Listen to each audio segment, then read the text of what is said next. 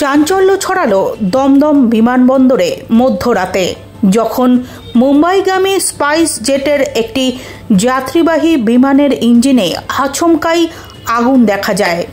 পাইলটের তৎপরতায় বিমানের emergency landing করানো হয় নেতাজি সুভাষচন্দ্র বসু আন্তর্জাতিক বিমানবন্দরে। সূত্রের খবর, রবিবার গভীর রাত্রে বিমানটি কলকাতা থেকে মুম্বাইয়ের উদ্দেশ্যে রওনা দিয়েছিল।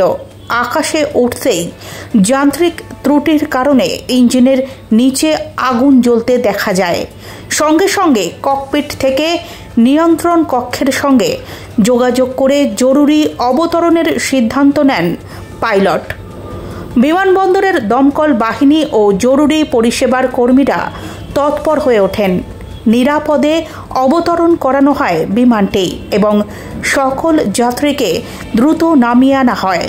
অন্যদিকে রাতের আকাশে আগুনের আলো দেখা যায় আনন্দপুর কসবা এবং পূর্ব কলকাতার বিস্তীর্ণ এলাকা থেকেও।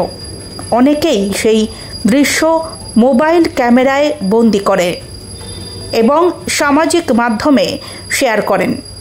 সোমবার সকাল 10টা নাগাদ বিমানবন্দর সূত্রে জানা গেছে, এই ঘটনায় কেউ আহত হননি। বিমানের ইঞ্জিনে আগুন লাগার কারণ অনুসন্ধানে তদন্ত শুরু হয়েছে। প্রাথমিকভাবে যান্ত্রিক ত্রুটিকেই দায়ী করা হচ্ছে।